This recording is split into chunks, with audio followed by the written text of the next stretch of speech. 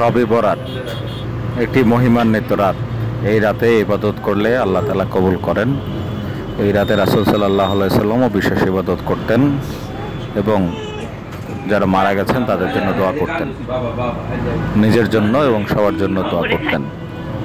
বাংলাদেশে এই শবে বরাতকে অন্যরকমভাবে পালন করা হয়। বিশেষ করে শবে বরাত কেন্দ্র করে যে রোজা রাখা হয়, সেই রোজা ইফতার এবং শবে বরাতের রাতে আশপাশের আত্মীয় স্বজন সহ প্রতিবেশীদের বাড়িতে বিভিন্ন রকম খাবার পাঠিয়ে একটু ব্যতিক্রমভাবে উদযাপন করা হয় বাংলাদেশে।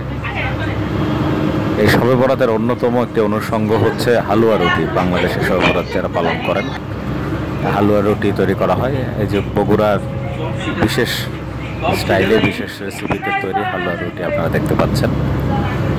বাংলাদেশের বিভিন্ন এলাকায় বিভিন্ন রকমভাবে এই শবে বরাত উদযাপন করা হয়।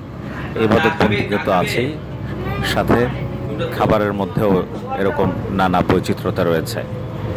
তারই কিছুটা ঝলক আপনাদেরকে দেখালাম। এরকম ঘরোয়াভাবে নানা আয়োজন থাকে শবে বরাতকে কেন্দ্র করে খাবার দাবারের। এমনকি বিভিন্ন এলাকায় শবে বরাতকে কেন্দ্র করে উদ্দেশ্য করে গরু মহিষও কিন্তু জবাই করা হয়।